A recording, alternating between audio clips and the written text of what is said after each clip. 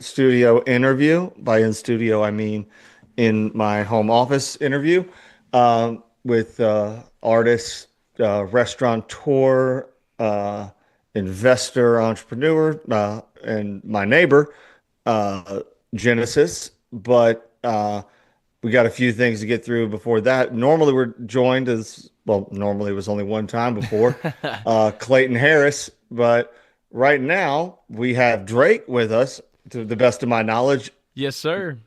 All right.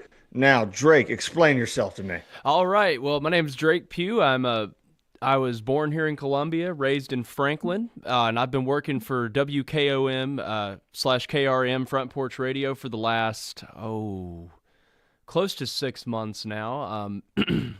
Just now, kind of got on board big time here in the last couple of months. Um, I am a board operator here and also do front porch happenings in inside Middle Tennessee. And I'm also very well involved with the Front Porch Sports Network with Drake Colley, Landon Seacrest, Lou Maddox, Peyton Calvert, and Clayton Harris. And we go and do all the local high school sports, do football, basketball. We're going to do baseball and softball here in the next couple of months. It's a lot of fun. But yeah, I have a big passion for radio, and I just love doing it. It's a lot of fun. I mean, so 6 months, but is it something that you've wanted to do for, because I interned at ESPN Radio in Memphis when I was in college, and Mhm. you at that point it was kind of the crest of technology being like superseding analog. So you're kind of like sliding physical Oh buttons yeah. on some of the boards, and then in some cases you're clicking buttons. How long have you been involved in one capacity or another? Well, I've been involved in in media since I was in high school. I graduated from Fred J. Page High School in 2020, and I was big time involved in TV and film there, and that's kind of where I got my start. But when it comes to board operations and stuff, that didn't start until late college. I graduated from Middle Tennessee State in May of 24, and then did 1 year at SAE Institute of Technology in Nashville and graduated this past July. And that's where I learned how to operate a board, really. But and that's kind of where I figured out radio is what I want to do. Like I enjoy being behind a microphone, talking, and at first I didn't want to do like the tech stuff, but I've grown to love it. I love doing it here. I mean, I think that, yeah, I mean, if the goal isn't initially to do the tech stuff, to be on the radio or to do Hmm. otherwise, it's knowing how everything, like in any business, understanding how every layer of it works Exactly. is an incredibly helpful thing to go about. So the SAE Institute, is that radio driven or is it just technical? I don't know. I It's apologize. I no. don't know what it is. Oh no, you're good. No, it's more technical. They've been that school's been an organization since the 1970s, and no, it's really most of the guys there don't go for radio. That's mainly for people that are wanting to be audio engineers. And I figured out I thought I wanted to be an audio engineer at one time, and then I figured out real quick that was not what I wanted to do. That was just way too stressful, and also that's a very risky business too, being an audio engineer. But I mean, it's a business that if you do it right, you can make good money. But no, it was while I was there, because while I was at MTSU is when I really realized I wanted to stay in media, because I earned a couple of TAB awards in late college for Tennessee Association of Broadcasters for a film I did on Jerry Lee Lewis's band leader Kenny Lovelace, and Oh, really? yeah, it's called The Shadow of the Killer. It's on YouTube. Great film. Enjoyed doing it. Hold on, write that down before I forget. Yeah, and Continue though. Kenny's a great guy, a dear friend of mine, definitely one of my heroes. I never got to meet Jerry Lee because he passed away before I met Kenny, but that was a fun project to do, and I did several news stories while I was in college with Middle Tennessee News, and that's what I realized. That's what I wanted to do. I wanted to be a storyteller, basically. When it comes to the tech stuff, I love doing it, but I still make a lot of mistakes. Even here at the station, I'll be upfront with that. I make mistakes all the time here. It's just part of it. But I mean, eventually you learn how to work the systems and you get used to it. And it's like riding a bike. Well, I mean, but I guess it's like riding a bike that keeps changing gears without telling you because everything's developing pretty Hmm. quick in different systems. It could be something as simple as a system update on Audacity Oh yeah. or on something else that kind of makes the whole thing go a kilter that you got to bob and weave with in real Yeah, time. it could make it better or it could make it worse. I mean, because it could be a whole new system when they update it that you're not used to. One thing that has helped me out so much working in this studio is all of the microphone. We have 6 microphones in here, and all of them have a number on them, and that it's the number that's on the board, and that makes things so much easier. Because I mean, if it wasn't for those numbers, I mean, it would be hard on all of us. I mean, you got to start at the very simple portion and then work your way up from it. Exactly. But well, I'm really glad you're here. I'm looking forward to talking to Clayton about his player who just committed to Division One Absolutely. school. Yeah. That's pretty cool. I know I like Clayton and I are on that show all the time. I don't really talk with him that much. I'm not on the sports show with him about his involvement in, coaching and that. And I know that's something he's definitely really proud of. And that's yeah, sports and coaching is Clayton's true passion. I mean, he aside from radio, that's his true passion. And I that's one area I love, especially working with Clayton in the sports area because he's just got so much knowledge for it. I mean, that is his strong suit. He could tell you so much. He and Drake Colley both could tell you so much, and they both have a lot of experience in it. And it's so much fun to be able to do games with Clayton, especially at schools that he either used to coach at or still coaches at or where he attended, because it's kind of cool hearing his personal stories about those places. Do you do any of the so does he do the play-by-play or the color? He can do both. He doesn't do it a whole lot though, because usually Landon and I take care of that, or Big Lou and P Money. Um, but when he does, I've heard him do both play by play, and color, and he's great at it. I would, I mean, I'd imagine so. I mean, especially if he has, intimate knowledge about the Absolutely. places where we're currently at. Are we about up at a break right now? Um, Oh, sorry, your hand went up. That's no, on no, me. no, no. I just I, moved my hand. I wasn't I, sure. no, it's something that I'm gonna have like, you and I were both, kind of learning on the spot here, and it's kind of the beauty of it. And I like that this show I can kind of break the fourth wall a bit, in that, what he was doing was moving a hand. I interpreted it as we're rapping, trying to do it, and I'm trying to have a bit of structure and that, and we're building to that. Now, did y'all? I assume y'all played ads yesterday and all that stuff because I'm new to the show. Yeah. We did the ads that coincided with the normal show. But again, for anybody who has chosen to stick around and listen, this is the preseason game. We are playing the Citadel Mm. and at home. But no one's getting paid in this particular scenario. There's not no one's catching a giant check, but we're just trying to get the sea legs under us. Just trying to get it Um, rolling.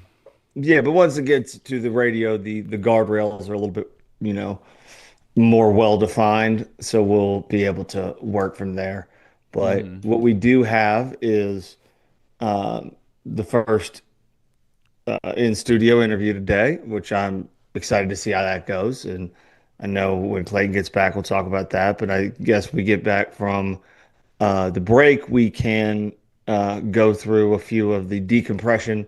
I wanted to give Drake a chance to introduce himself and kind of go through that, but we have tried to decide to do a decompression segment from Three Dudes with a View because We need there's a it. lot of yelling We and a need lot it. of things that have happened. So I think discussing them in a calmer, more NPR tone might be a little helpful I for. agree. I mean, man, I all the yelling and stuff like that. After that, you need some decompression. I know, and I can try and make my voice as soothing as possible. And we could tone the bass up just a Tone bit the bass up. to Yeah. really, I mean, maybe we can walk some, I mean, maybe have a bass, stand-up bass, just walk a subtle bass line underneath it and, just really put people to sleep as they're driving their cars. I don't think that that's helpful. No, I just think a lot of the things need some parsing and going through. So we'll do that when we get back. And then, in the second hour, we're going to have Genesis on, and we'll see where that goes.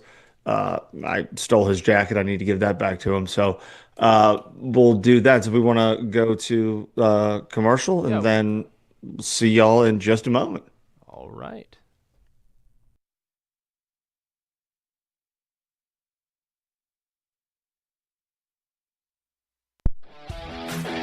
This is Coach Tradaris Goff from Columbia Central High School football. You are listening to 101.7 WKOM in Columbia, Tennessee.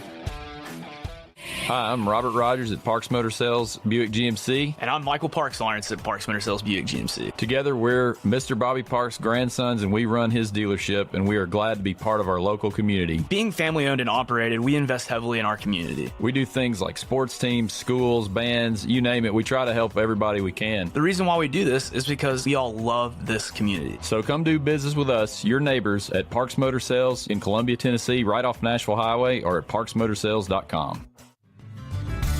Let's talk custom design jewelry. Did you know Tillis Jewelry in downtown Columbia creates custom design jewelry and has been for over 30 years? From one-of-a-kind engagement rings to wedding bands and so much more. We want each piece to be as unique as you are and create a family heirloom for tomorrow. Call today and make an appointment with one of our designers. And just for calling, you will receive a free 30-minute consultation. Tillis Jewelry, creating custom jewelry proudly in Tennessee.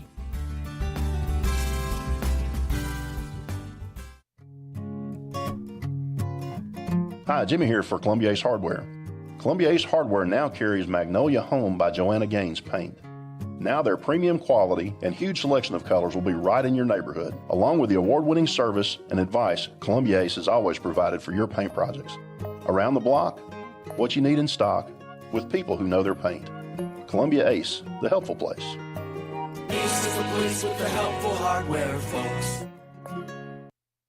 Do you have trees that need trimming or removed? Do you have stumps that you want grounded? A1 Tree Trimming and Removal is a family-owned and operated business local to Columbia and Lewisburg. They also service surrounding Middle Tennessee. We are licensed and insured and provide free estimates. No job is too big, no tree is too small. Give old Luke a call or text Luke at 931-359-3113. Or you can check them out on Facebook and tell A1 Tree Removal that you heard this ad on the radio. If you love America, then you will love A1 Tree Removal. You're not just a homeowner, you're also an ice maker that didn't read the job description owner. Fortunately, you've got heating and cooling built and tested to keep going. American Standard Heating and Air Conditioning, built to a higher standard. Call Davis Heating and Cooling at 931-388-2090 for all your home comfort needs. Davis Heating and Cooling is your local independent American Standard dealer and proudly serves the Murray County area. Find Davis Heating and Cooling online and on Facebook or call today, 388-2090. Hey, this is Seth Moss at Tennessee Valley Equipment, a premier FAE PrimeTech, Bandit, and Surex dealer. We are your dealer for all of your land clearing and forestry mulching needs. We sell equipment, provide repair service, and parts along with a rental fleet of mulching equipment. We also offer mulching teeth, blades, and sharpening. Our number one priority is getting you up and running as quickly and affordable as possible. Tennessee Valley is located at 300 Santa Fe Pike in wonderful Columbia, Tennessee. Stop by or give us a call today at 931-981-9812. This is Debbie Matthews with the Nashville Realty Group, and if you've been paying attention, you know the housing market has been tough, but rates are beginning to thaw. So if you're thinking about selling, the time to jump in is getting better every day. But if you're thinking about buying, and those interest rates are still a little bit too high, a good agent knows how to negotiate interest rate buydowns, and I'm a good agent. So call me, Debbie Matthews with Nashville Realty Group, 615-476-3224.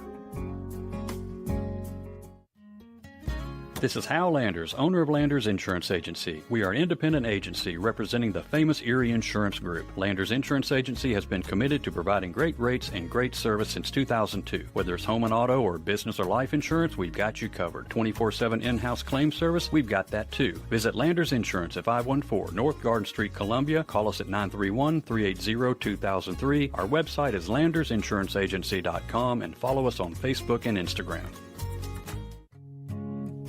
This is Trip Stoltz with Columbia Ace Hardware. I love listening to 101.7 WKOM FM, Columbia, Tennessee. And we are back. All right, y'all. Thank y'all so much for joining us again in our trial period, getting everything underneath us. with Clayton and I had discussed doing a decompression segment from the news of the day that was angrily yelled during Three Dudes to give a bit more clarity on it. And from what we took there, I'm thinking that I need to have a conversation less so about what exactly the whole thing with Jerome Powell and the indictment about the building, Yeah. but more so about like Drake, if you had to explain to me what the Fed is, what would you? Uh, I'm going to be honest with you. I've stayed out of politics so hard in a while. I don't even know if I could tell you at this point. So that's fair, and I think that's a huge part of the problem because like most folks have heard of the Federal Reserve, and Yeah. if you ask 10 people what it does, they'll give you 12 different Well, answers. yeah, they'll give you a bunch of different answers. And so like and at least one of the ones that's sprinkled in there is a conspiracy theory. So if we could just kind of save some time for everybody and do a bit of education. Yeah. And so at least when we're having conversations about these things, we at least have a general idea. Like the Federal Reserve is the outfit that decides how expensive money is in the simplest terms. That is the whole thing. Everything else is more or less window dressing. So they don't grow money on trees, but they can grow it on computer screens. They Yeah. can decide whether borrowing is cheap or if it's painful, whether getting savings rewarded or punished, and whether the economy is supposed to feel stimulated or cooled, which is a fancy way of saying that whether you're allowed to breathe easy or not. And there are factors that are outside of that, and there is rationale, but the funny part is, despite the name, the Federal Reserve is not actually federal, and it sure as heck is not reserved. Mm-mm. Like, nobody votes for these people that are in charge of this. You don't campaign at the VFW hall shaking hands at the Piggly Wiggly, but they have more influence over your mortgage than congressmen ever will, than they could ever possibly hope to have. In normal standard free market interests, like how much folks save, how much businesses want to borrow, how risky it all is. The Fed looked at that system and said, nah, we got spreadsheets. We're good. So when the Fed gets in a good mood, they make money cheap. And I'm for anybody out there who is very well financed, financially relevant rather, I I know I'm trying to kind of explain this like I would, not to patronize the listening audience, to, my son. And I've kind of gone over this with him, so I'm trying to go back into the memory bank as to how I explained it. So I know that I'm missing aspects of it and kind of giving some generalizations, but you know, cheap enough, like when people when they're in a good mood and they make money cheap, like real cheap, cheap enough that everybody thinks that they're a financial genius. Houses go up, stocks go up. Your neighbor suddenly fancies themselves a real estate mogul. I mean, we all seen The Big Short, where the stripper is talking to him about all the rental properties they have, and the that part of it is something that flares up when it really shouldn't, and they're in control of that aspect of it. But sorry, my garage door just went open. Not that important. So I'm just wondering who's at my house, and Who's then at I your realized house? Yeah. um and like so the economy, but it's the heating and cooling effect, I guess. So like suddenly when they decide that the economy is overheating, workers have too much leverage, and the cure by them is to raise interest rates, borrowing slows down, and hiring cools off, and just Yeah. enough people, are get nervous enough about their jobs to behave themselves again, more or less. And that's what they decide to call cooling the economy. Most people call it squeezing folks out, Yeah. but if the numbers look right, then they seem to be cool with it. But if you watch closely, because the part never changes. When the banks mess up, the Fed rides in like the cavalry. The money appears just overnight. Market gets rescued. Nobody important goes hungry. But when regular people struggle, we're told it's unfortunate but necessary. It's not capitalism. It's in capitalism, you do something dumb with your money, you pay for it by being dumb and then suffering the consequences of your own personal dumbness. Under the Federal Reserve, like big players get big parachutes and everybody has to pay for their parachute without actually rescuing it. And then they get a lecture about why they needed to pay for their parachute. Like the Fed has taught the country one more or less simple lesson is don't save, don't be careful, don't play it straight, borrow, leverage up, speculate. Because if you're big enough, somebody will catch you and they'll let you go. But if you're not big enough, we will tighten the belt in BTA, term for the kids out there. You'll get spanked. And like they'll tighten the economy and it'll be over. And like the truth is no committee, no matter how well educated, can outguess millions of people making real-time decisions with their own money. And that's central planning. And no matter how nice the suits are, the Federal Reserve doesn't help stop crashes. It just decides who lands soft and who doesn't. And you would be shocked to recognize the amount of people at the top that land a lot softer than the people at the bottom. Yeah. And yeah, I mean, that's more or less the structure of it is they decide how much money costs. And the people that don't need money can leverage that pretty well. The people that do. But I think the centralization of it, or I mean, I would say if you took a random on the street poll of people and you asked them, is the Fed a federal, a branch of the federal government? They would say absolutely.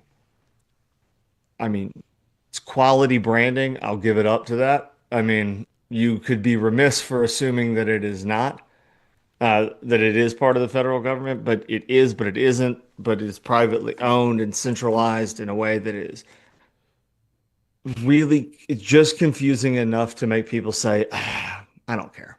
Yeah. This is the most I can talk about this. It's kind of, I guess, the way I feel as someone who doesn't live directly in Murray County. Yeah. When I sit back and listen to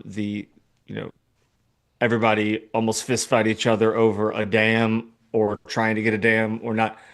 There's like a level of, all right, this is the most I can talk about this. And I know you've heard that dam was built at one time, and then they tore the sucker down. I mean,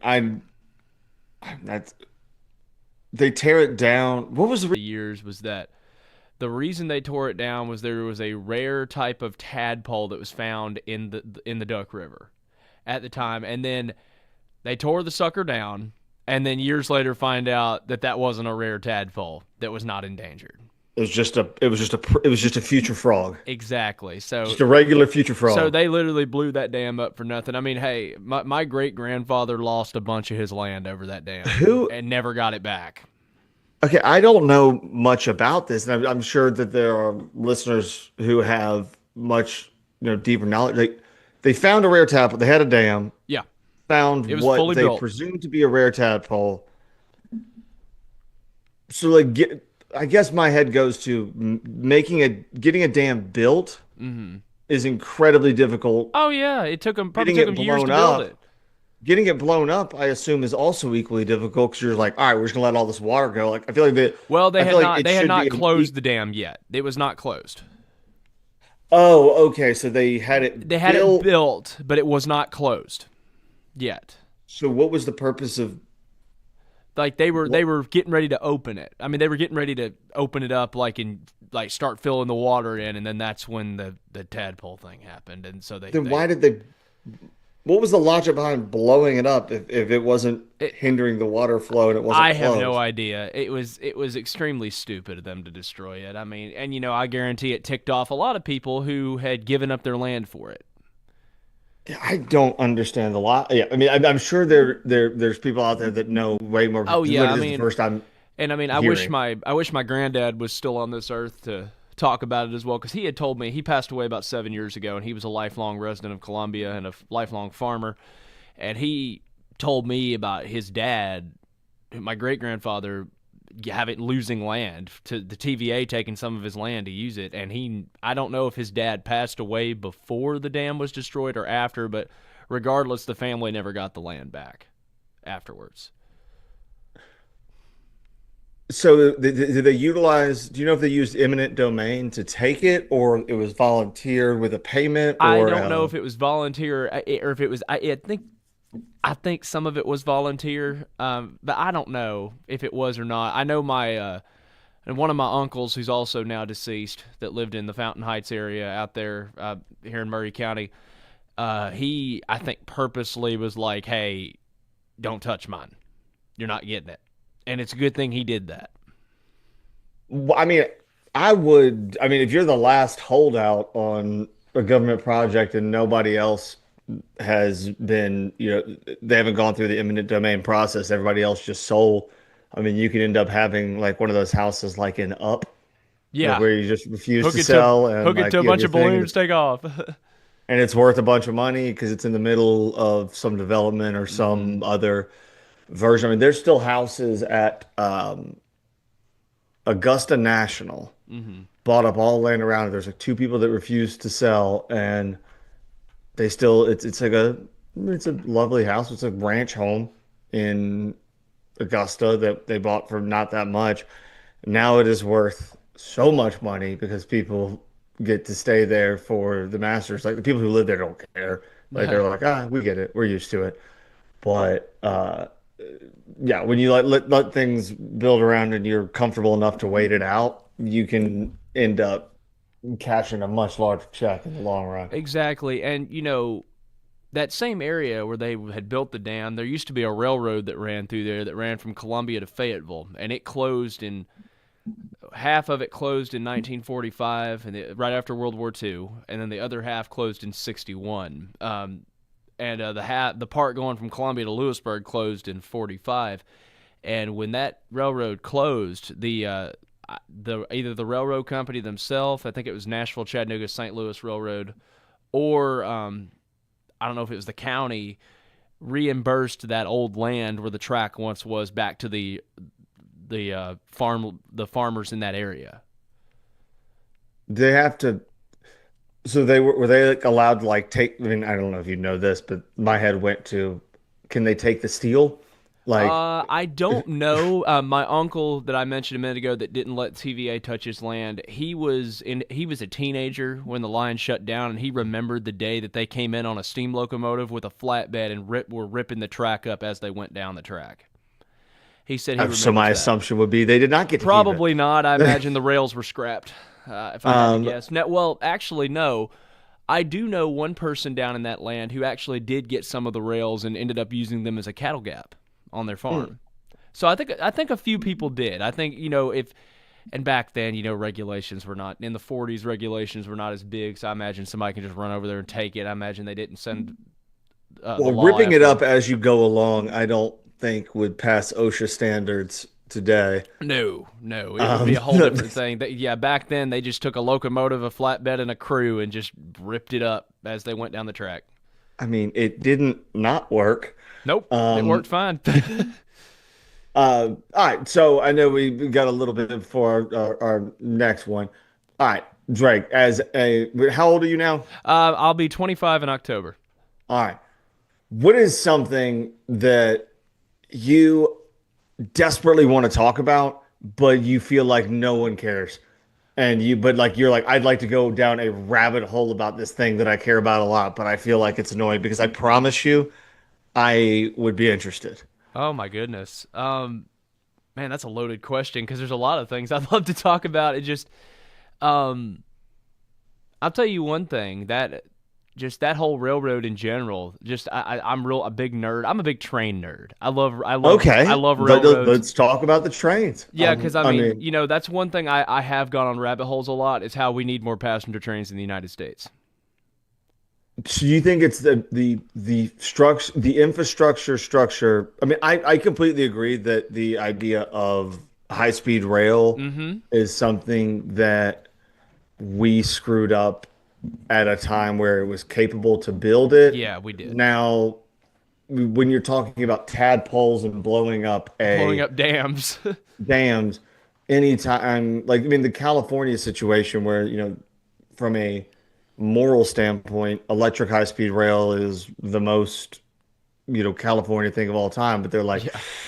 you're actually going past this thing that has a suckfish and a chud, and we can't do it. And they spent however many $1 billion and not an inch Yeah. of track has been laid. But we should have. I We don't know. should, and the state of Tennessee especially should. That railroad I just mentioned that ran from Columbia to Fayetteville, that was a passenger line. I mean, they ran freight on it too, but they would stop at small communities everywhere along that track. I mean, that Columbia, the depot is still here in Columbia. Well, it made communities bigger. It did, and it built communities, and a lot of those communities it built are gone. I mean, like Fountain Heights that I mentioned a minute ago. That's where my granddad grew up here in Murray County. That place, all that's left are just farms now, like the general store, the stations, and all that stuff. They're gone. I mean, there's just farms and one church left, and that's it. There was a school there too at one time.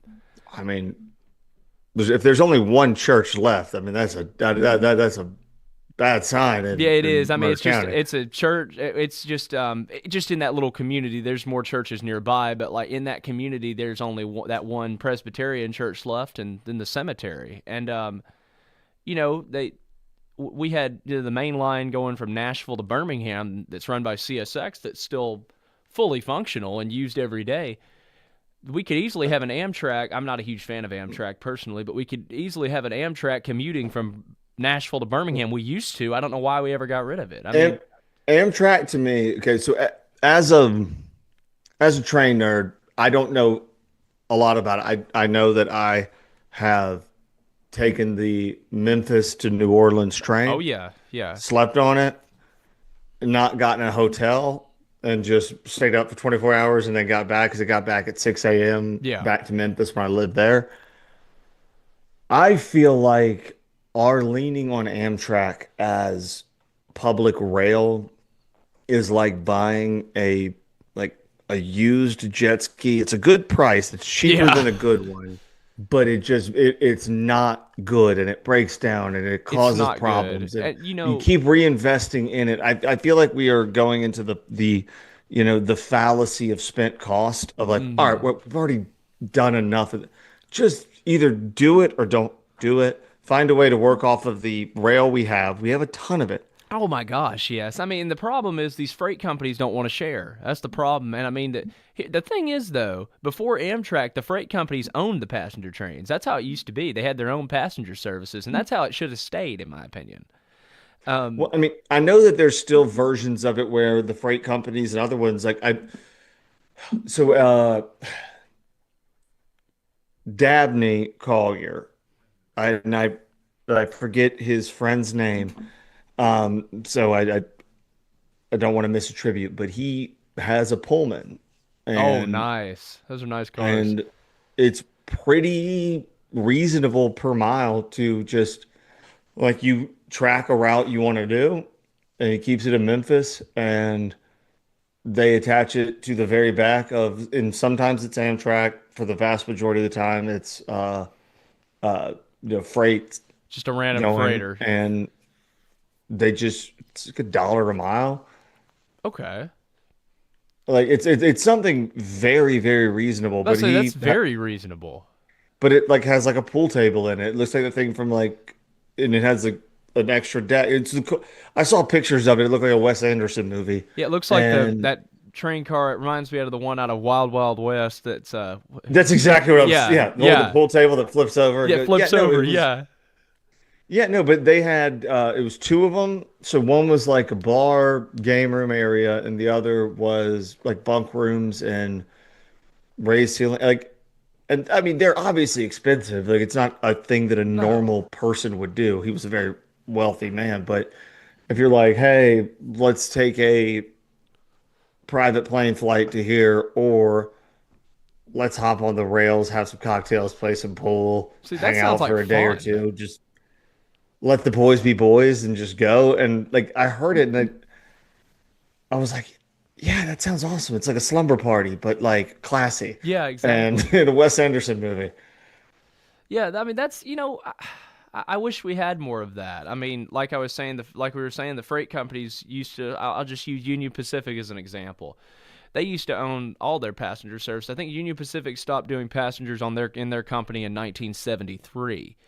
And I mean, back in the old days, railroad those freight companies would use their passenger trains to advertise their freight companies. So I mean, and they still could do that now. I wish they would. CSX could do it. BNSF could do it. Norfolk Southern could do it. I mean, I Oh, would please keep talking. I can hear you. I gotta grab something to. absolutely. But yeah, like they could easily still do that. I mean, I know there's a lot of different legal stuff that goes into things now. It's not the same as it was back then, and different money and stuff like that goes into it. And wow, look at there. So this is my grandfather. Wow. This is a shadow box he made for me. He was a railroad police officer, captain, and major at Is CXX. this Ron's dad? Yes. Wow. And he was also a Marine, so this is patches there. But Yeah, that's amazing. and this glare is not doing anybody any favors. No, but But I could but you can still make out what's in it. Yeah, I see his handcuffs, his badges, his rank. I see all that. That's amazing. look a little further back here. Yeah, that's amazing. So he worked for the railroad police for CSX. Which city was he out of? Well, so they lived in he lived in Franklin and Okay. Columbia. That's why Yeah, Ron Ron's was from raised in Columbia. Columbia. Yeah. So he worked for CSX out of Columbia, Yeah. and yeah, he worked after leaving the Marines. He became a railroad cop.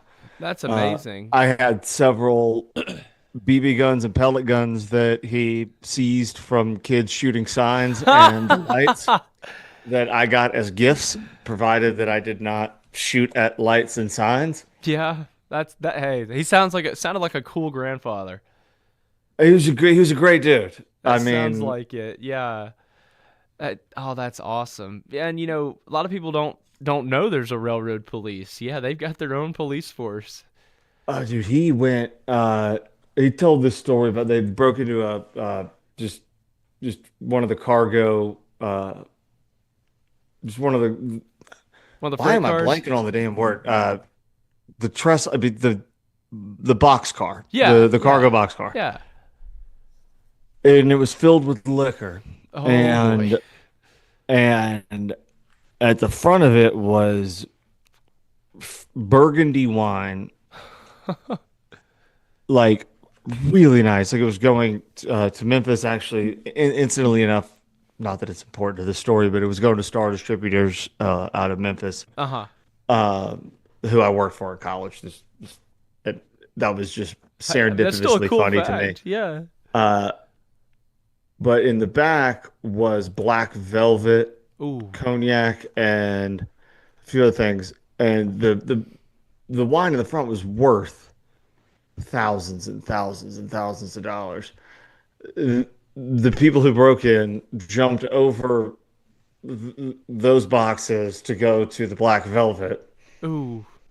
drug it out like very difficultly over a long period of time. Like It was a like long the labor process. involved in this very ill-conceived financial return maneuver was like hours and hours, and they just left all of the really expensive stuff and jumped to the cheapest thing that was in there. And Why would you do that? Like if you're gonna take it, take the expensive stuff. I think the question would be that they did not know that it was expensive. I guess they heard the And name Black Velvet and thought it was something expensive. well, that was what apparently they did end up arresting them very shortly after. I was about to say they probably didn't And get they were far. like, I mean, we heard it was on there. We like Black Velvet. And I was like, I don't agree with it, but I think that's at least an honest answer. At least they were honest about it. Yeah, I mean, no, I don't agree with it either, but yeah, at least it was honest. What I'm wondering is how they even broke into the boxcar. Everything's so bolted up these days.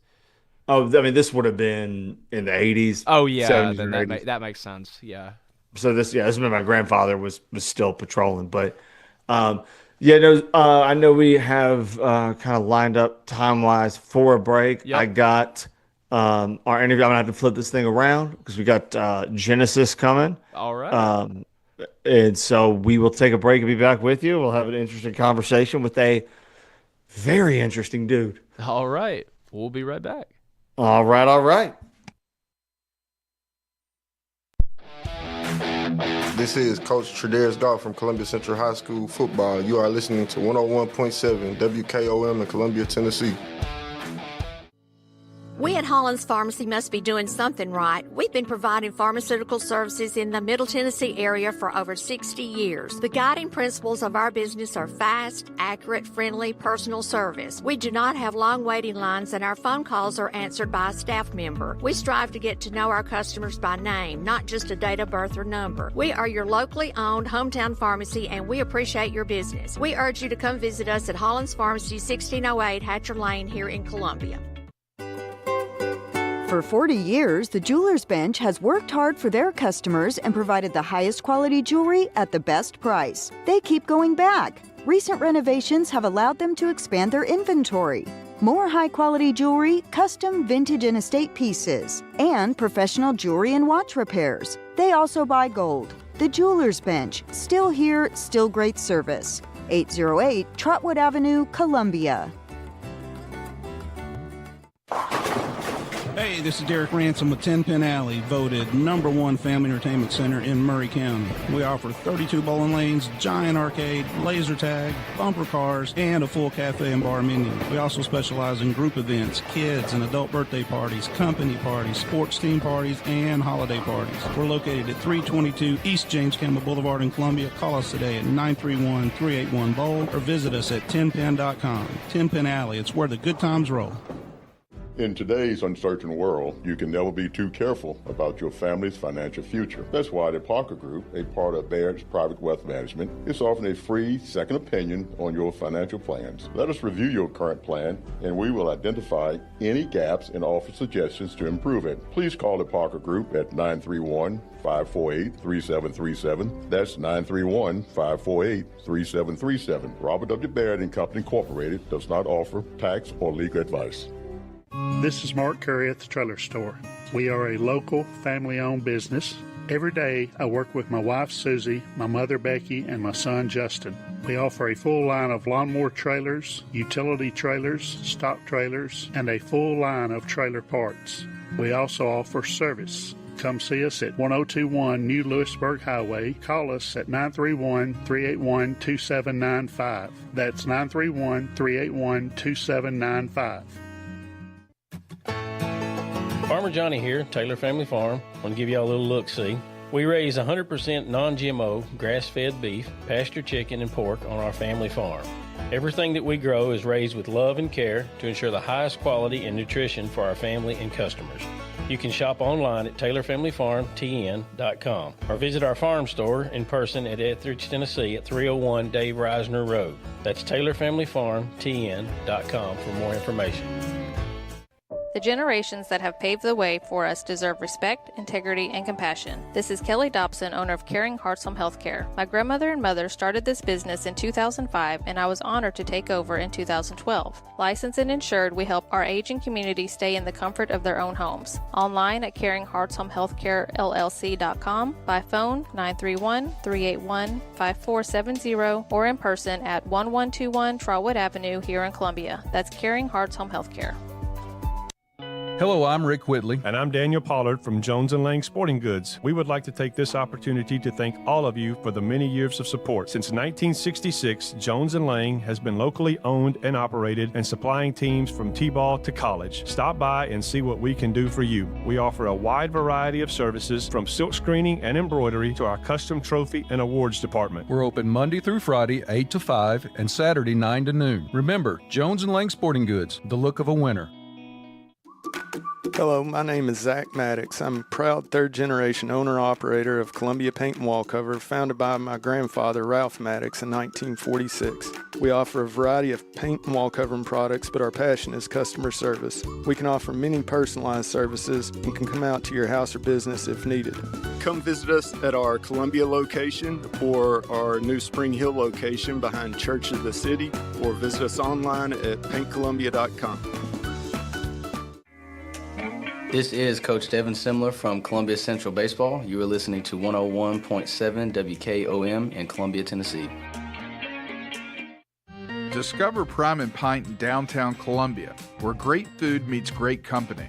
Join us for weekly specials. Tuesday is Texas Tuesday, with a rotating menu that gives back to local causes.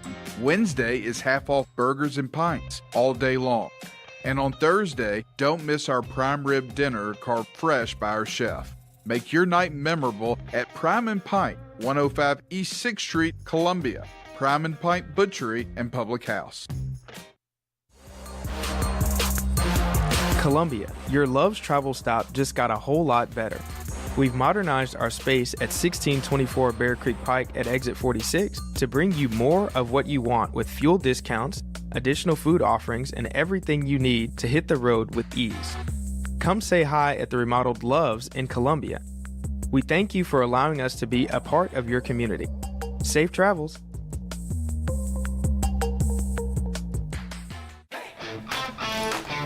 This is David Usselton with Usselton Automotive, located in Columbia, Tennessee.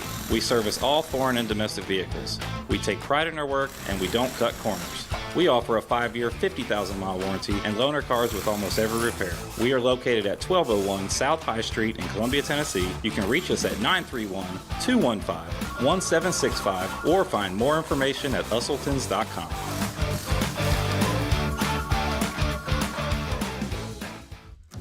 Are you thinking about a new fence? Maybe you need a pole barn? Then you should give Sands Fence Company a call. That's 931-309-1644. Will Sands has built his business based on the principles of honesty, quality, and integrity. Sands Fence Company has been in business for over 20 years, providing their community with farm, residential, and commercial fencing, as well as pole barns and buildings. Call today for a free estimate. Sands Fence Company, 931-309-1644. That's 931-309-1644.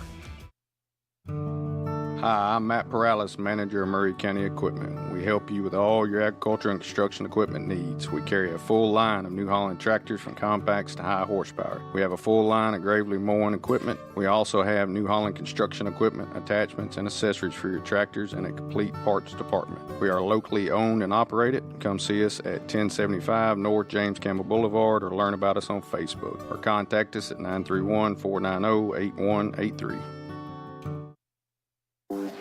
Welcome to Workout Anytime Columbia, your local gym built on community, family values, and rural results. I'm Thomas Burns, proud owner and neighbor of the Family Run Fitness Center. You'll find us at 125 Bear Creek Pike, open 24/7 to fit your schedule.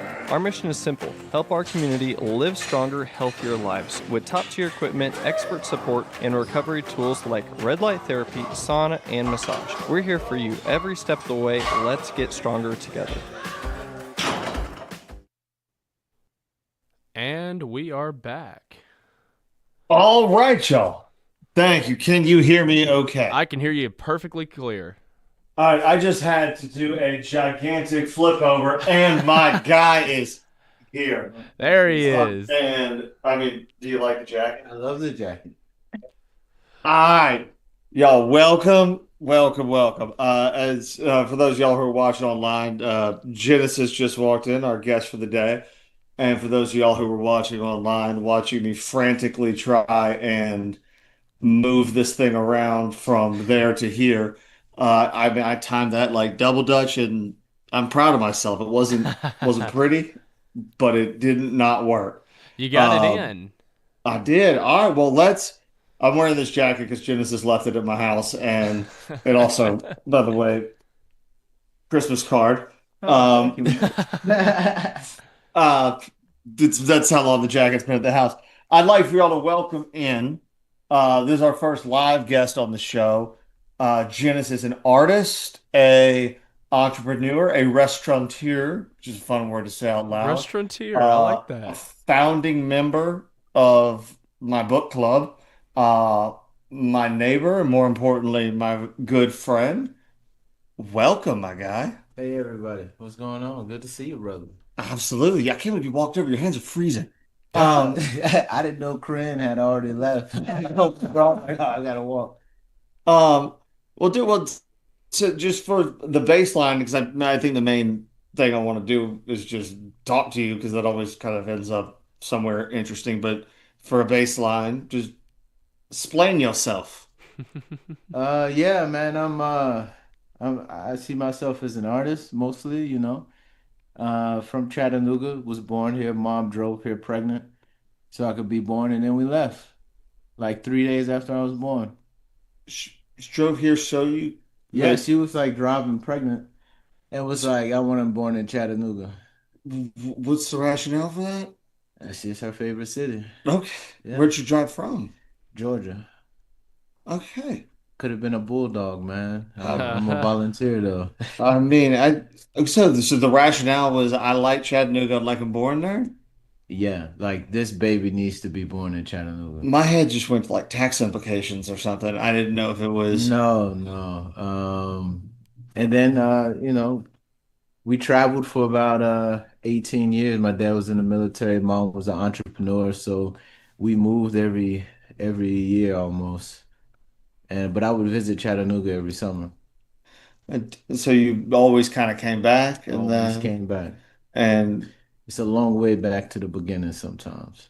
and when you started art, like how did you do? So for those of y'all who don't know, the angle of this, I really wish I have a piece of his art hanging right there that you can't see. Yeah. And I have one in our other room over there. It's my boys that he did that is beautiful. We could flip it over at the break for those of y'all who are hanging on. But when you got started, like were you like just like sketching in school or were you Yeah, I was always kind of drawing and sketching and writing poetry. It wasn't until 2010 that I really started taking the poetry and art really seriously.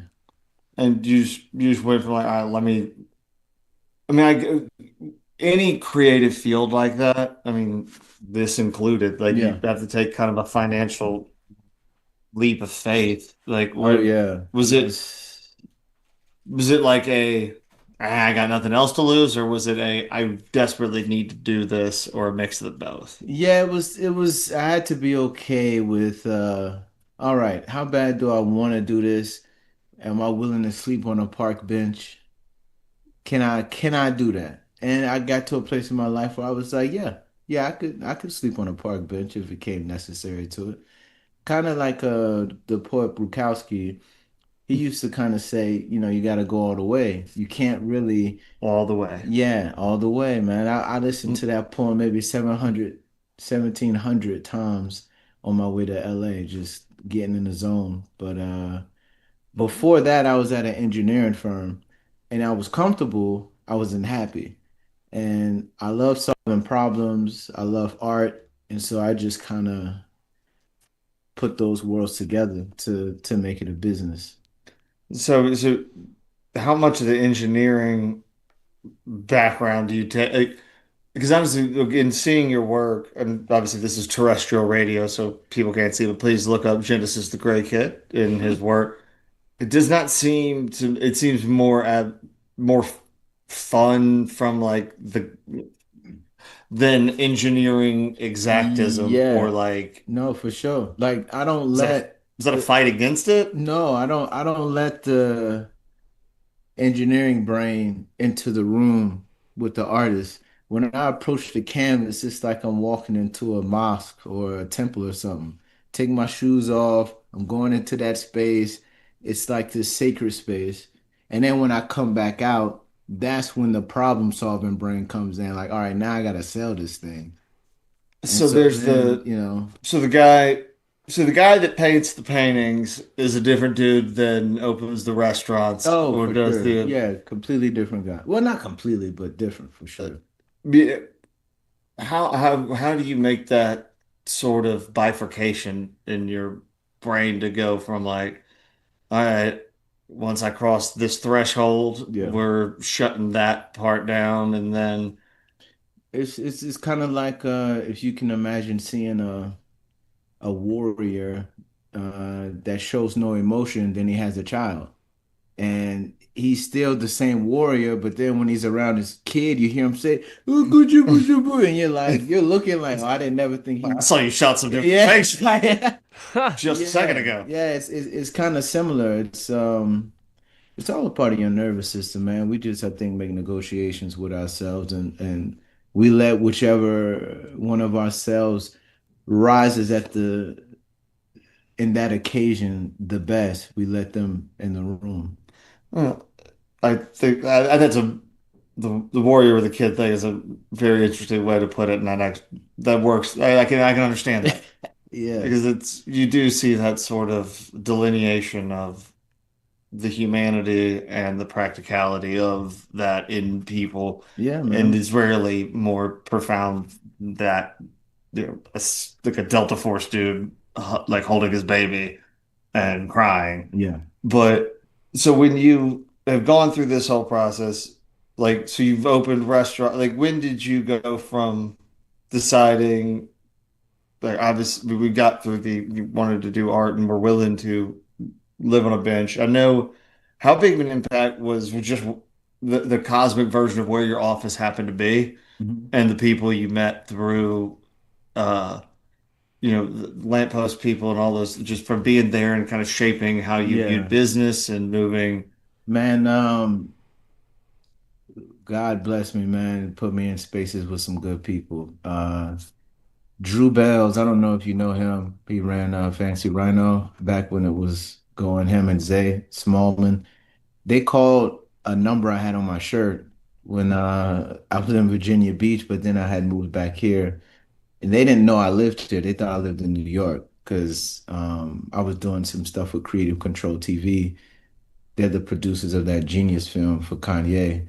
Oh yeah. And they were my mentors. And they're like, yo, bro, we love what you're creating. If you ever get a chance to come to Chattanooga, I'm like, bro, I'm in Chattanooga. I'm from here. And so then I went, that was my first time really going downtown. I didn't really go downtown. Where were you normally at? I'd kind of hunker down in Harrison, Tennessee. I know it's Okay. crazy, but Huh. I was near Harrison Bay, and I would just kind of be in the woods, kind of outside, because in my mind I thought, well, Tennessee, I should be outside. So I was outside doing a lot of nature stuff, fishing and everything. And then when it was time for me to make a play, I, save my money. I go to New York for like 3 or 4 months to try to make something shake, or Virginia Beach, or DC, or LA, or wherever. And so that was my first time really going downtown Chattanooga, and I thought it was beautiful. I didn't really, I never really went downtown back then. And That's you, when I met Ted, yeah. and Ted introduced me to so many people. And he gave me a studio on the second floor, so that was the first VC. For the people who don't know, explain who Ted is. Oh yeah, Ted Allen is he's an incredible human being. I think I yeah, agree. yeah, he has Chattanooga for sure at heart and everything he does. He sold a company, Access America, for a lot. I don't remember how much, but A lot seems like a fair assessment. yeah, yeah, Yeah, he did all right with it. yeah. And he reinvested into the community and the people. It's in me, myself. That studio he gave me on the second floor, every time I was in the elevator, I was crossing paths with some founder, investor, or wherever from all over the world. It was incredible. That's how I met Joe Lipsy. That's how I met dude that owns Smart Bank, forgot his name. He's a great guy too. That's how I met Cam. That's how I met a lot of people. Matt McClellan, a lot of guys. I mean, and so like before you were in that elevator on and interacting with those people, did the bit like I know you obviously had the hustle in you, Mhm. but did the business side of it, or at least like the I guess the acumen or like the pointed nature of like where do I direct this sort of like did that open your eyes to like where you could kind of take things? That was before I got there. That was the mentors, Cootie and Chike. They that did the Genius film. Them and my manager Kevin Thompson. Those three guys, they helped, you know, nurture my stupid brain when I met them. I was thinking of, I mean, I Okay, I really, want to know what you were thinking. No, no, I let's want go to know down what that you. road. I I want want to to know go. what you were thinking too. well, I had no idea how it worked. Like when I first went up there, I went up there with like $400, not a Is it New lot. York? Yeah, when I was in New York, and I was living on like dollar pizzas and couch surfing, and I'm with these guys, and I never see any exchange of money. So I'm like, how are y'all making so much money? It doesn't look like y'all do anything. What are y'all doing? And they helped uh I guess me unravel the mystery I thought. Like when you're not in it, you don't know how artists are making money or creatives. It just seems like magic. But then you get behind the curtain and you're like, oh, they didn't cut her in half. Like she's still put together. They're using mirrors and shit. Oh, I don't know if I can cut it. Well, this we have enough time. Okay, We're cool. clear. Apologies. But yeah, like you're like, oh, you're looking like, that, okay. And then you also realize like, wow, okay, you can't just do whatever you want. You gotta be professional. You gotta, if you set a meeting, you should show up on time. I was thinking I'm an artist. I can come whenever I want. Yeah, you could do the Andy Warhol show up high on acid Yeah, and be no. like, I'm eccentric. I'm Enjoy me. Yeah, eccentric. yeah, nah, it doesn't work anymore, man. Because there's so many. You could throw a rock and hit an artist in New York, and so you don't show up on time. Somebody's busy, and especially if they're the client and they're paying, they can pick anybody. What do you think is like in the art world? 'Cause I got it both. I guess there is certainly an overlap of financial, incentive. I mean, there's a whole layer of, money laundering in the art world at like a high level Yeah. from, places, and then just art as art. I think we talked about this at the at the book club where Jackson Pollock was a psyop, Yes, yeah, and like the concept of like what is and isn't art. yes, I Where do you think the line between what is financially, worth paying for? Obviously, market value is what someone's willing to pay for it, right, but right, at a macro scale, what people see and what people value, like I, my assumption is like everything you do is very authentically you, and that I think has a lot longer legs because it's not just trying to bend and weave with right, it's like, I did a thing that I liked. Oh, right, you like that first thing, then you'll like this because it's the thing that I did. right. But what do you think holds up over time? Not historically, but like in the last like 15 years, 20 years. Like, Yeah, I think there's a scholar from Ireland, I think that summed it up best, John O'Donohue. He passed away in maybe 2009. He was a poet and scholar, but really in tune with the arts. He describes it as beauty versus glamour, and it's all art, but glamour, it's pretty. This is good for the moment. I met a lady, she was painting ducks. I said, "Oh, is this your favorite animal or something?" She's like, "Nah, I'm in Tennessee. I moved here from Minnesota. People like ducks here." And so she's just playing the market. She feels like I'm gonna just paint ducks since I think that's what you guys like. Uh, that's like glamour. You might walk by and say, "Oh, that's a cool duck," and keep moving. But beauty, it doesn't really matter so much what it looks like on the surface. Beauty, the longer you look at it, the more beautiful it becomes. The more you ponder on it, you get another layer of it. There's something deeper there. There's something, it might be 4 or 5 years down the road, and you look at this piece and you're just like, my God, like, whoa, like I didn't notice. And 10 years from then, you look at it and, maybe this is the first time you've seen it at 9 a.m. because you're usually asleep or whatever. Like beauty, it gets more beautiful the longer you look at it. Almost like a wife that you adore. I do. When she was 18, amazing. And then it's like she's 65 now. but there's this whole deeper layer of beauty that it like over time you just It have to, builds. yeah. What's the piece of art? I mean, I'm sure there's some that we would never have seen, but like from one that if you could say one that people might recognize, what's the first piece of art that you remember being like, oh, like feeling that beauty of like, oh, that made me feel some type of way. Yeah, this is this painting I did called Computer Love. Before that, I was really proud of my work, but the Computer Love piece I took a lot of risks I don't usually take. And and then yeah, we sold it. And I say we because at that point I had a team. Before that, I was just solo. But you need a team. A tree can't water itself. You get a team, you really start to grow. I remember we went to your so background before, but he moved up here right he walked over to my house here, but he moved up here a bit ago.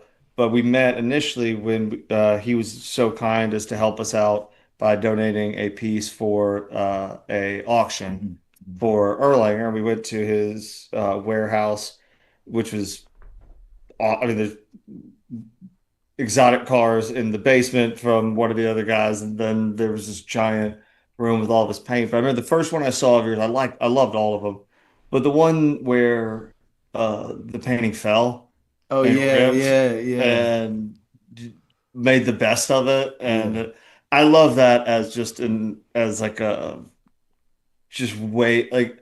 So just yeah, explain what that one is. That was the first one that I saw of yours. I was like, I love that. Like Yeah, I love making it's a manifestation of making the best of something. absolutely. Absolutely. We were off of Mulholland Drive in LA, and I had a show at the Baptist chairman, the BAFTA, whatever you call it, the like the BAFTA. movie. Oh, BAFTA. Yeah. Yeah. So we were at this I thought you lady. said the Baptist. I was like, I didn't know they That's were what I out thought now. he I know said they're too. not LA. Just Yeah, this BAFTA chair lady, member, whatever.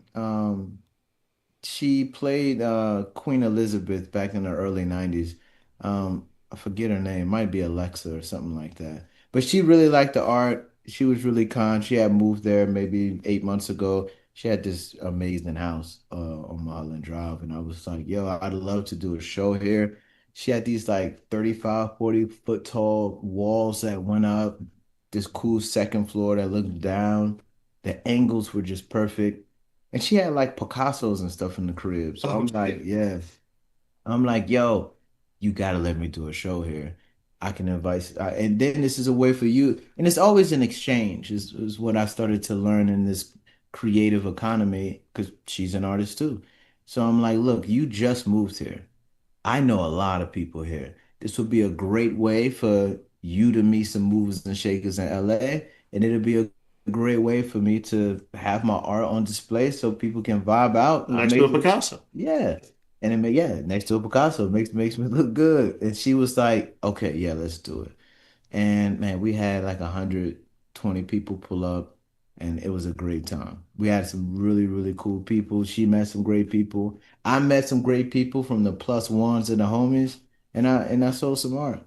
And so it was a good time. But before all of that happened, like 6 hours before that happened, all the pieces are hung up. I get a call at 3 a.m. She says, "Hey, one of your pieces fell and it landed on and it hit the statue and then fell on the floor. When it hit the statue, it punctured a hole in it." Ooh. And so I came like 3 hours before the show and I circled it and then I wrote next to it this kind of like our mistakes, don't some I don't remember what I wrote, but I wrote something similar to like Our mistakes don't define us, or yeah, happy little something doesn't mistakes. It define us. was Yeah. And a museum, somebody that pulled up to that show, they were a senior curator at a museum in New York, and they were like, yo, I gotta have this for the museum. And so it ended up leaving there, going to a museum for a year, and then it sold to someone in Chattanooga after it was there. But it that wouldn't have happened. He might not have even picked that painting without that hole and that moment happening. And for me, that was just letting the divine be a part of the piece too. That was out of everybody's control. And that was the first one that spoke to us. I was like, I love that that was the Yeah, choice because some people would be embarrassed and be like, we have to get this man. down off the wall. Or like get it. I think you know the guy that bought it here. You know Casey. He's the photographer. Yeah. He bought it. Oh, really? Yeah. Yeah. I've never seen any of that. Yeah. All right. Well, Drake, we got break coming up. Yeah, if you're ready for one. Yeah, well, I mean, I haven't been paying attention. I've been looking at him, and you're tiny over there. I moved this whole thing around. Thank y'all. So we'll be back with Genesis in just a moment.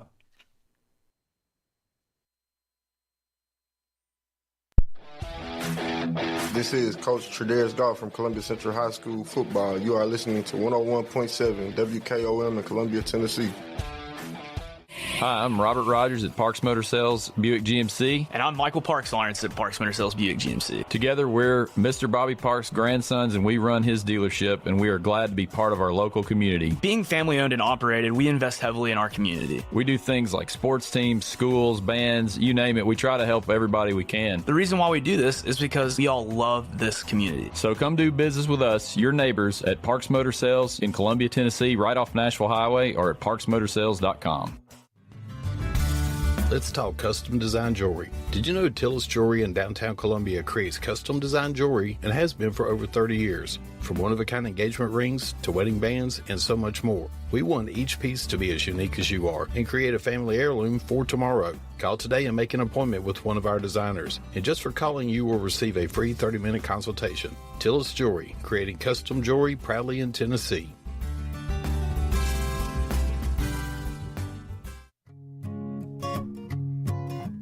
Hi, Jimmy here for Columbia Ace Hardware. Columbia Ace Hardware now carries Magnolia Home by Joanna Gaines paint. Now their premium quality and huge selection of colors will be right in your neighborhood, along with the award-winning service and advice Columbia Ace has always provided for your paint projects. Around the block, what you need in stock, with people who know their paint. Columbia Ace, the helpful place. Ace is the place with the helpful hardware, folks. Do you have trees that need trimming or removed? You have stumps that you want grounded. A1 Tree Trimming and Removal is a family-owned and operated business local to Columbia and Lewisburg. They also service surrounding Middle Tennessee. We are licensed and insured and provide free estimates. No job is too big, no tree is too small. Give old Luke a call or text Luke at 931-359-3113. Or you can check them out on Facebook and tell A1 Tree Removal that you heard this ad on the radio. If you love America, then you will love A1 Tree Removal. You're not just a homeowner, you're also an ice maker that didn't read the job description owner. Fortunately, you've got heating and cooling built and tested to keep going. American Standard Heating and Air Conditioning, built to a higher standard. Call Davis Heating and Cooling at 931-388-2090 for all your home comfort needs. Davis Heating and Cooling is your local independent American Standard dealer and proudly serves the Murray County area. Find Davis Heating and Cooling online and on Facebook or call today, 388-2090. Hey, this is Seth Moss at Tennessee Valley Equipment, a premier FAE PrimeTech, Bandit, and Surex dealer. We are your dealer for all of your land clearing and forestry mulching needs. We sell equipment, provide repair service, and parts along with a rental fleet of mulching equipment. We also offer mulching teeth, blades, and sharpening. Our number one priority is getting you up and running as quickly and affordable as possible. Tennessee Valley is located at 300 Santa Fe Pike in wonderful Columbia, Tennessee. Stop by or give us a call today at 931-981-9812. This is Debbie Matthews with the Nashville Realty Group, and if you've been paying attention, you know the housing market has been tough, but rates are beginning to thaw. So if you're thinking about selling, the time to jump in is getting better every day. But if you're thinking about buying, and those interest rates are still a little bit too high, a good agent knows how to negotiate interest rate buydowns, and I'm a good agent. So call me, Debbie Matthews with Nashville Realty Group, 615-476-3224. This is Hal Landers, owner of Landers Insurance Agency. We are an independent agency representing the famous Erie Insurance Group. Landers Insurance Agency has been committed to providing great rates and great service since 2002. Whether it's home and auto or business or life insurance, we've got you covered. 24/7 in-house claim service, we've got that too. Visit Landers Insurance at 514 North Garden Street, Columbia. Call us at 931-380-2003. Our website is landersinsuranceagency.com and follow us on Facebook and Instagram. This is Trip Stoltz with Columbia Ace Hardware. I love listening to 101.7 WKOM FM, Columbia, Tennessee. And we are back. And we're back. Sorry, I got caught up in an interview conversation as we Oh, were no halfway worries. through. Sorry, y'all missed it. There were some choice. There were a little heftier words talking about investing in Venezuela, Oh boy. and no, we are back here with Genesis. Thank y'all so much for sticking around and joining us for meeting one of. So this is a dude like I met in a warehouse, which sounds sketchy, but I promise it wasn't. It does that as a statement, I grasp how that comes off as weird. It was a very well appointed warehouse. But there's just people you meet who you're just like, I get this dude. I like this guy. Like we met in a few moments and started talking about like deep in-depth things. But what is something, Genesis, that you feel like I was asking him about it earlier because he said trains, and we had a conversation about CSX train. What is something that you desperately like talking about that you feel like no one else cares about and you want to talk about?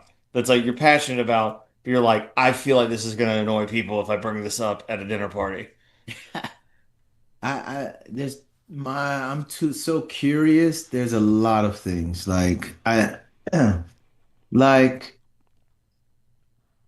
it depends on what direction we go in, from skateboarding to birds to conspiracy theories to what we were just talking about in Venezuela to did the military. I heard it was drones. Was it drones? Where they use this sound thing and reading different accounts.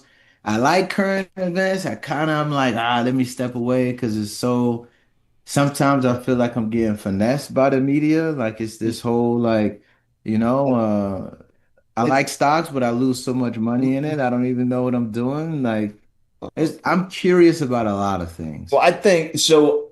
A huge part of this show, and I don't know if you know that it's called in the middle, Oh yeah. and in the middle of it. I feel So in the middle of a lot of things. yeah, in the middle of a lot of things, but we try to. My goals. I'm not occasionally, if forced to, we'll talk about like breaking events, but I have a hard time being so reactionary about things that are currently happening because evidence comes out, new things happen, forming an Very true. opinion. And I think that shapes the narrative so poorly for everybody involved I agree. when you're forced to pick a side when not enough is out there for you to justify the strength of the position you're standing on. And Yeah. you have to. Well, the scary thing is I don't even know if they care if it's right. It's about who puts out the information first. Because you don't have to apologize. You don't have to apologize. 'Cause they're just putting out who can put it out You first. put a retraction at the bottom a few months later, and you're like, see, we said we're sorry.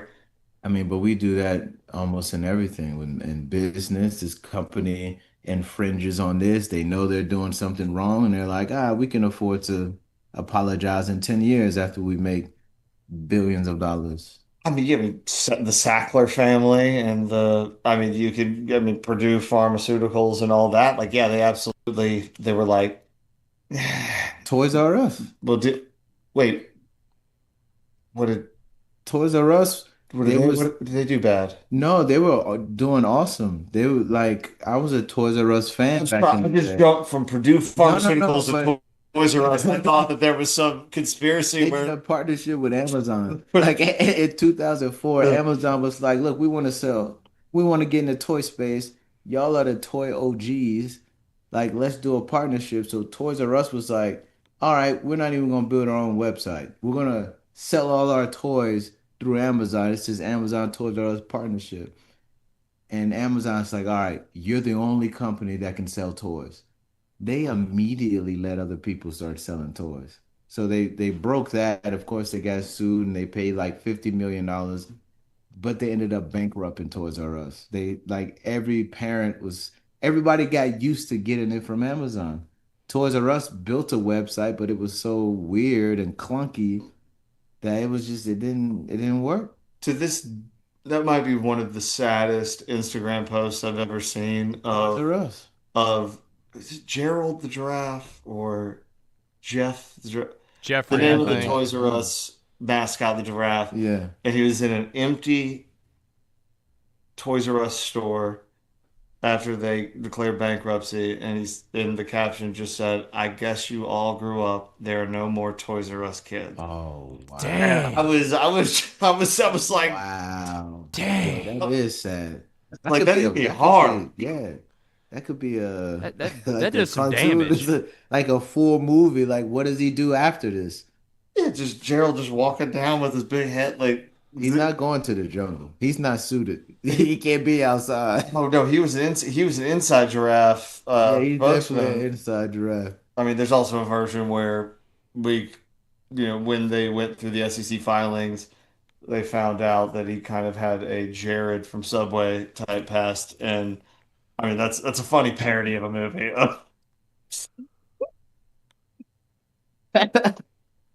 You know, I never thought they'd be gone. Like, cause kids, The there's visceral, the touching of come it, the on, seeing of how it. did that even happen? That's crazy to me. I mean, I guess it's expediency, and then kids grow up not knowing that since it's the same thing with like Blockbuster. I think it's on us. I think it's on the. I think I the think there's still grown-ups. one blockbuster in existence in the United States, from what I heard. There In is. Oregon, I and think it's so. yeah, Yeah. it's like a tourist thingy Yeah. that holding on for the sake of that, but it does still exist. But that emotion that you had of like I get like I think it falls on the grown-ups because I think there was a point in time where they said, you know what? I don't feel like driving to Toys R Us. I'm gonna just order this on Amazon. Yep. I don't really want to drive to Blockbuster. Let's try this. well, they mailed it to you at first, and then they Yeah. exasperate it. And I don't think that like at the time when there's like a famous business story told about uh Netflix being offered to be purchased by Blockbuster and they Right. turned it down. And I don't want to get the number wrong, but it wasn't a crazy number. Right. And at this time, it was just that they were mailing DVDs to people. And Blockbuster was like, no, I don't really care about this. This is, and so like and everyone always says like, oh, if they would have bought that, they would have had, somebody would have filled that gap. But because since they did not get that sale, they were like, we have to pivot. Mhm. We have to do something. So maybe we can buy licensing rights and be able to stream things, or we can, have something different. Because we just think about streaming now, and I think that's something that people don't do enough of, is just really retrospectively look at how differently life is in just our day-to-day existence. Streaming of things. I had a TiVo Yeah. I that you remember had to too. plug into the cable box, Yeah. and that was the height of technology. Oh yeah. And I remember thinking, like, how does this work? How does it know? Yeah. How? You could rewind like Yeah. I was like, what's I can happened. pause Yeah. commercials. Are Yeah. you kidding me? Yeah, that was next level when it first came out. And oh, I mean, I still remember the little logo, the little TV with the Shrek ears, Yeah. but he was very happily colored. It was like the greens and the reds and the Yeah, yellows yeah, and the yeah, he had a pizzazzy coloration to him. yeah. And I just remember thinking like, I don't know where we go from here. What's the last movie that made you cry? Um, I cry during well, I mean, the one that made me cry the most would be The Green Mile because Oh, how oh. dare you? How I dare know. you? Yeah, that was awful. That was That was awful. I mean, yeah. there's no mouse heaven. You son of a. Yeah. Are you kidding me? Right, right. I'm a human being. Yeah. I exist in the world, but also I cry during sports movies. I cried Oh, during a yeah. The one with the car wreck. Ford versus Ferrari. No, Titan class. It's the football movie. I think Oh, they're in oh, oh, college. oh! Remember the Titans? Yeah, and the guy died. Like, Yeah. yeah, Well, see that one less. It's more during the the raising of emotion moments. Okay. And like I like those ones like the motivational speeches, the also I would think that it's worth noting that depending on my level of sobriety at the moment of watching it, because like I watched I cry more sober for some reason. If I'm drinking, I'm like a war general. Like I don't tear up or anything. But if I'm sober, oh man, I can cry pretty The easily last one that watching got movies. me was the Ronald Reagan movie. I cried at the end.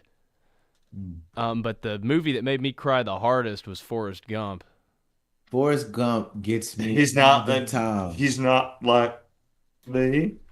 Forrest Gump. He's smart. When he stood in the doorway, I may not be a smart man, but Mm. I know what love Love is. And he is like puts his hands on oh. his. I'm like, Mm. oh man. No, And that's what got me was the ending when he was talking to Jenny at her gravesite. That's what got me. Mm. that one though that's completely fair. That gets me. That should get any person with a heart. Yeah. Mm-hmm. I mean, be, but that one's more subtle. The Green Mile is just Oh. actively trying. Oh. Like that's where I was just mad at it. I was like, how dare you? And Tom is in both. Yeah, Yeah. Tom was in both. So Tom is okay, in both. so Tom Hanks. Yeah. That's if you're not. I don't think that you're listening to WKOM, but if you are, how dare you? Yeah. I Come on, Tom. I mean Thomas. I'll call you Thomas because it Yeah, seems formal Tommy. at this moment. Because you made me feel. He's one of the greats in my opinion. Oh, he Top is. 10 of all time. Who would you say is okay? Okay, let's downshift. Movie stars, like A-list movie stars, like we right now, because there's been an argument or at least a conversation that now it's strictly just Timothy Chalamet as somebody who can move a movie on his own. Like The Rock has faded off. I think of Yeah. all time, who would you say were the top five movie stars who like just because they were there? Like you can go back to like Brando or even though he was a Yeah. psychopath, that's a Yeah. whole different conversation. And also, I do want to put a pin in this because we do need to talk about the Black Forest Gump and Eugene Bullard at a later time on Yes. the show because I'm furious that people don't know about it. We talk about things that I want to talk about. Yeah. Yeah. I want to talk about that so much. Yeah. So the top five, like what you would say, movie star. Top five in no order. No order is fair enough. Yeah, I gotta throw Leonardo DiCaprio in there. it seems completely reasonable. I mean, he's incredible. I agree. This one could be debatable. I'm throwing them in there because they almost approach the work more like Pollock, in my opinion, like an artist. Just messing stuff up. Johnny Depp. I I mean, know. You see, I know. we're saying all time now. So I know, that's you what got I'm two saying. you got two out of there, and you only got like 30 years of cinema in there. I know. I So know. Wasn't gonna be a pop. I think I don't disagree that it's a top 10. We're talking top five. I'm throwing Johnny in there because I mean, financially, you're not wrong. I mean when he takes on a role, there's roles that he's done where I'm like, only Johnny could have did that. Well, and it's really actually interesting the whole Jack Sparrow thing. Yeah. He just showed up the first day and just did that, like acted that way. Oh, Nobody Johnny. knew that he was going to do that, and they were like, "What are you doing?" He was like, Tom Hanks couldn't be Sparrow. "Oh, correct." I don't know if Leo probably couldn't have been Sparrow, but only Johnny to me could be Sparrow. Anyway, my next one would be Denzel Washington. I really like. That's a good Even one. though he kind of plays himself in every movie almost, I feel like if Denzel's in something, I'm seeing it. It's a I it's something I think it's really worth like digging into with Denzel is just cadence Yeah, and tone yeah, because he can say the exact same thing in the exact same tone, but change the tempo a tiny bit, and it goes from being the kindest thing you've ever heard to something that feels so threatening Yeah. without you even it sounds nice like on the surface, like if you Mhm. had like a court reporter, Yeah. you'd be like, what do you mean? That wasn't like, that was that's like the subtlety that he's always had. Yeah, I like Denzel a lot. Um, I feel like I need to throw a woman in there, but I'm not really thinking of any at the moment that I feel like See Meryl, that like Meryl Streep. I really like Meryl, but she's not my top five. I mean, I think from the breadth of her work, the amount of it, I don't like everything she's done, but I have a hard time saying that she's not awesome. Oh, she's awesome, but No, but I mean, see, you kind of put yourself on Front Street there, I being don't like, I mind. gotta put a woman on there, and then I feel like I gotta, I feel like I gotta, but I can't think of but one. I can't That's where think you of put yourself one. in a corner. But I mean, from an Whoopi Goldberg. I can't put Whoopi. whoa, I can't put Whoopi. I can't put Whoopi in that's the there either. second woman you go I to. mean, bro, I know y'all have the bro, same I'm hair, but trying that is just to, bro, I'm like trying to. No, no, there's a lot of incredible female actors or actresses. I just, for some Viola Day. I reason, mean, Viola is nah, whoa, oh, nah. oh, I met her, man. She's oh. So weird, that's bro. personal. Yeah, she's nah. I ain't got nothing bad to say about her. I wish her all the best. But we were in the same place, and her energy was quite I didn't know that's how specific disappointing. that Her was. energy was just awful, man. Maybe she had a bad. That's what Everyone's maybe she had a bad. bad day. So that's I asked. I'm gonna. I don't want to put anybody on Front Street, but it's somebody I know well who is very famous, and I asked them just in. I know you don't know any different because you've been they're a football player, and so they were famous from when they were in college, and Mhm. like it was like, but how do you go through the world?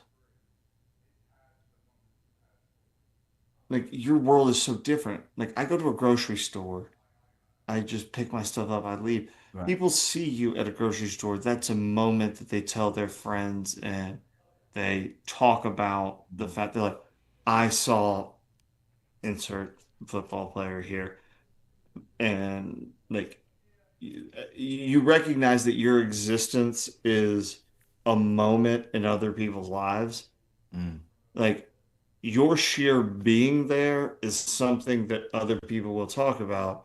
So like you have to be on all the time. Like in a bad version of it, it's a bad thing. But like how do you like walk the how he walks through the world is so different than how I walk through the world, just existing in it. Yeah, some people are freer than others, even on that level. Like a buddy of mine who's kind of in that realm, since he is an actor, he gets away with a lot, but not as much as an artist on his same level.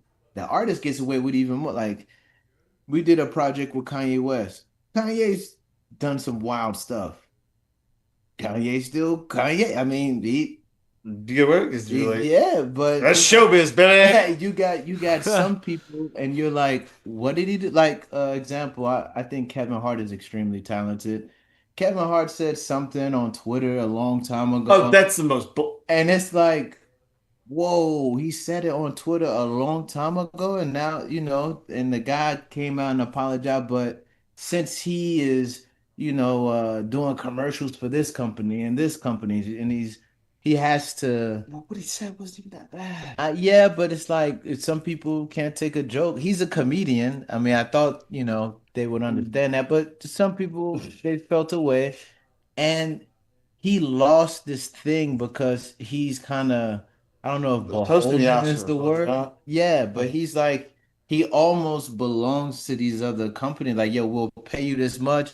You can't get into nothing. We don't want any. But as long as you don't accept that kind of situation, you can kind of say whatever, do whatever you want. A lot of the world will give you grace. It just gets weird when it's Well, I guess my question to him was more from like an empathetic standpoint of like you know how we talked about this the other day about how like this is something that's reframed my mind so crazily is that between 30 and 50% of the world population does not have an internal monologue, and that I like didn't know that. that breaks my brain. It So then absolutely what's going on? Nothing? oh, they're just like so for the people who don't have one Yeah.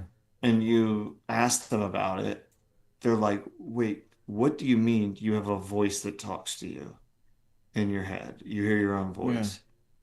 To them, it's equally as perplexing as for I can't somebody who has imagine one. not having it. I don't exactly. And so I think that gives you Does he empathy. have it? Do you have a voice in your head, right? Do I have a voice in my head? No, like an inner dialogue, like if you're driving in the car, Oh, like do oh, you, absolutely. Absolutely. okay, so between 30 to 50% the nut because the swath of the research data wasn't large enough to do it, but it was definitely more than 30% of the world population does not have an internal dialogue. Hmm. They don't talk to themselves.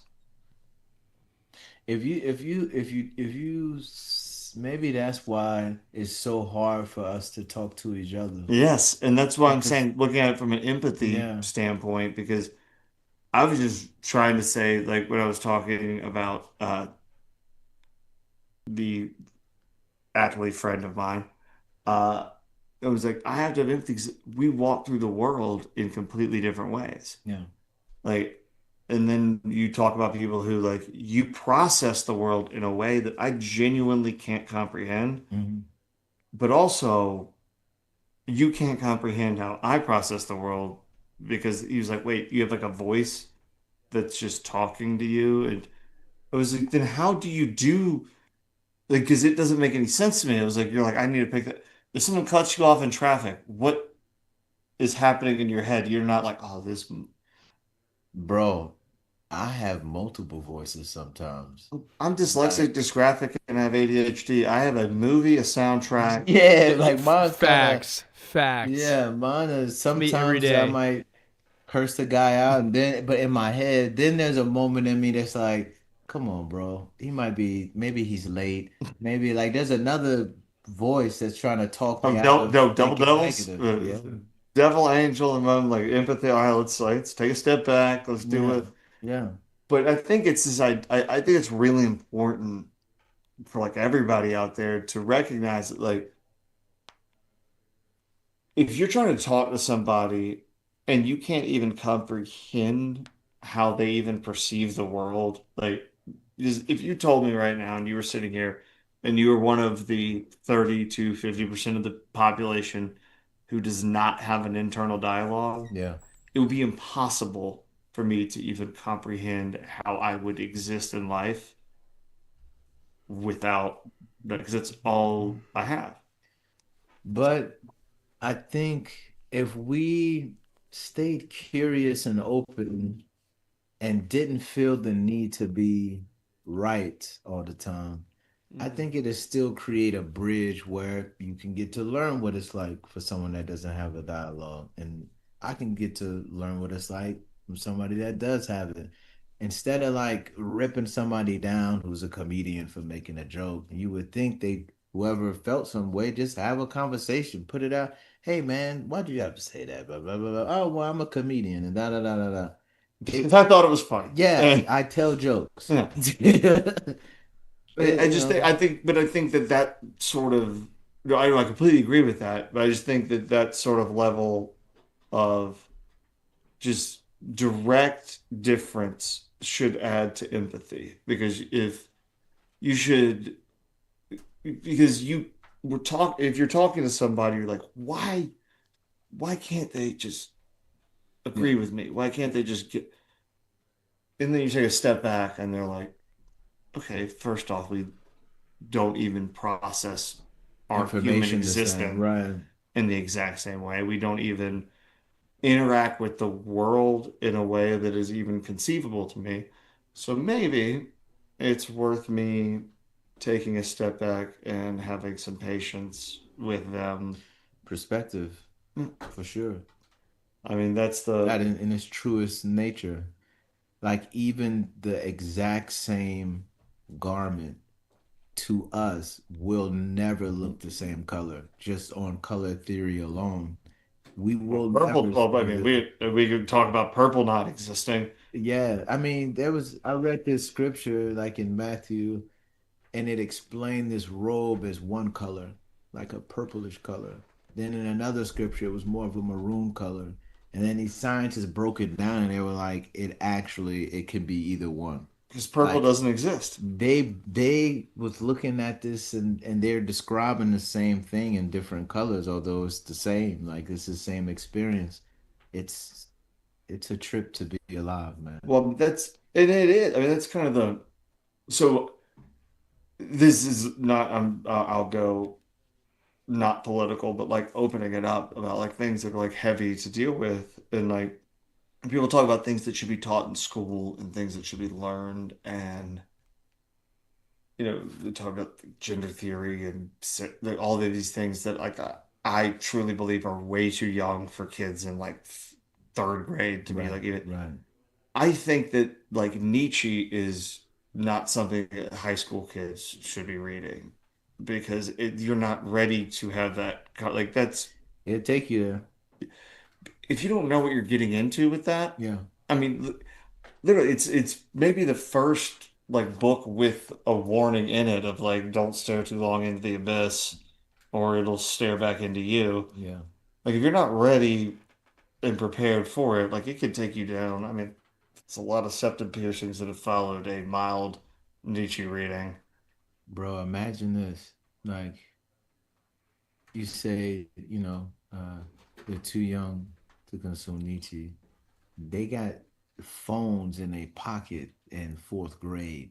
They're seeing way crazier stuff than Nietzsche on a regular basis. In 10,000 hours, you become very proficient. We've mastered being distracted. We've mastered falling into these dark abyss of whatever it is people are looking at on their phone, all the way down to the kids, man. It's like it's so by the time you do get in high school, it's wild. The information you are receiving, you don't even see it for what it is. You almost have to unlearn some of the programming and downloading you did from all those 10,000 hours of nonsense. Especially, I think the problem with it is that you don't even realize that you were putting in the work. Mm-hmm.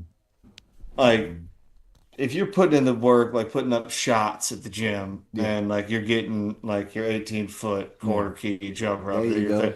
like you know that you got like you put in the work and you know why you got to that point.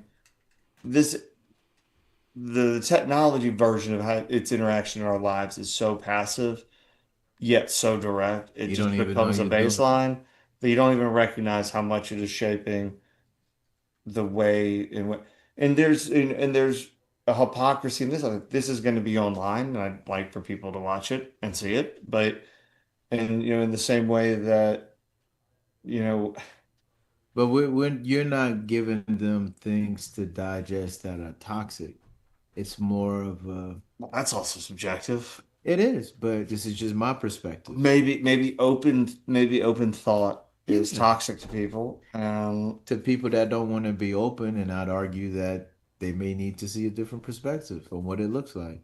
So you go back to the Nietzscheism, the perspectivism. I mean, you have to have a perspective to Maybe they exist in do the need. world. You know I mean Nietzsche or Jesus.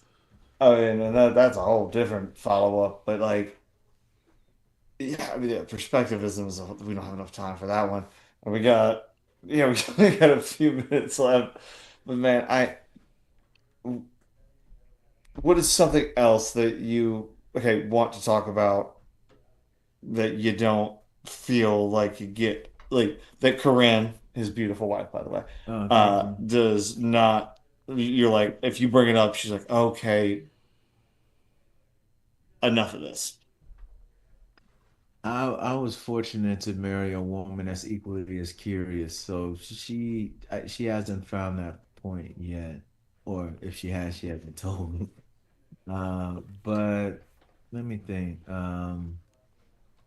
I'm interested in so many things, man. Which way you want this to go? Like Uh, Bitcoin, politics, religion, what we crime? only got about 4 minutes left, so I don't want to go it. I want All to. right, let me You let know me what? ask you this. Let me ask you this. Ask me. Do you think it was a um do you think it was necessary for us to grab that president out of Venezuela? Yes, strictly because it becomes a point of trying to thread the line between whether action is defensible or inaction is indefensible. Because, Gotcha. and like we talk about like destabilizing the area, it Yeah. was destabilized forever. And then people get mad about the US coming in and taking the oil. The Venezuelan people didn't have the oil. Right. They did for a time up Right. until all this changed. Yeah. So like destabilizing something that was already destabilized with an effort to try to do it in a different way, because there was no indication that it was ever going to get better. They Right. tried every single political, you know, sanction. They tried to recognize a separate government. They tried to, Mhm. but none of those sanctions worked. And regardless of what you think about it, I don't know if there's ever been a bigger, like, just let it hang out, show the people what you got, like, let them see Yeah. military operation because Yeah, holy, it looks wild. I I'm was the speed. I was reading some accounts that it said it was from soldiers, so I'm assuming it's from soldiers that were there, guards on the ground, and they were just like, man, it was like unlike anything they've ever seen. Yeah, they shut down the power. The sonic weapon thing, I'm going to need to Dive into that. I need to hear more about it because it's a singular, unconfirmed report from a Venezuelan. That's what I saw on Twitter. I've seen it, and I wouldn't be shocked. I just don't know if it is, because it is a report, but because it is a pretty good excuse as to why 20 dudes destroyed the Yeah, it entire. wasn't that many guys. It blows my It was mind 20 that of it was them. just a handful of people. 20 people on the ground. I mean, there was a ton of airplanes and counterintelligence, like Yeah, asset, like shooting, like there was it wasn't just 20 people right. involved. I mean, this operation took forever. So, but the sheer precision of it is, It was nuts. and it is the funniest thing in the world. Not the funniest thing in the world, but like Maduro being like, "Come get me, I'll be here." I bet. I was kind of shocked when he did that. I was like, oh, you know what? He's probably backed by a group that he feels powerful enough. Maybe he felt invincible. Maybe he was a little bit on the booger sugar when he said it. Booger I don't sugar. know, but he was.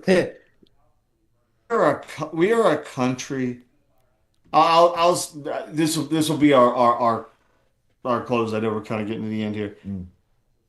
For all the things that we are a country that is built at its very foundation on FU. Yeah. And so like touch our boats FU. There was a Reddit thread forever ago that when China was thinking about going to the moon, they're like, how funny would it be if they went up there and took down the American flag and then what are they going to do? Like go like start a whole space program and go back up there? And the first comment was like, yes, that's exactly Yeah, that's exactly what exactly we would what we do. do. Like, how dare you? And Yeah. like it's pretty straightforward, and there is a benevolence to it. But the one thing I can promise you, as a world power or a country in the world, you do not want to be the reason that we get along. If you are the reason that we all start to suddenly agree, Mhm. whew, thoughts and prayers, because that does not end well for anybody involved, and that takes a lot because we're too busy fighting each other all the time about petty things and making the bigger things and then doing other things. And if you make us like, it's like the scene in a western where somebody like everyone's like everyone's like playing and somebody walks in, you're like music stops, you're like this is not Yeah. good that all this attention is on me. I don't care for this. Why do they all not want me here? This is bad. Right. Oh, I don't care for this. And then you cease to have a functioning economy. Uh, but like, yeah, that's just we're divided and everybody has nuance and everything. The Minneapolis stuff is the whole thing. And I know we don't have really the time left to get into it, but One day it all makes sense. well, it'll all be all right in the end. If it's not all right, then it's not the end. There you go. Or, I mean, Exactly. that's from the Grand Budapest Hotel. Love But I that. still, oh, no, the Grand Budapest Hotel, the Best Exotic Marigold Hotel. I haven't seen that. Ah, see, so I could have gotten away with plagiarism, but I feel too honest to do so. No, it's a good one. Well, y'all, thank you so much. I know we are at the end of our time here. Drake, thank you so much for filling in for Clayton. I really I was honored to appreciate do it. Genesis, Oh, as man, always. appreciate it, bro. And I'm gonna have him back here whenever he would like. You know what?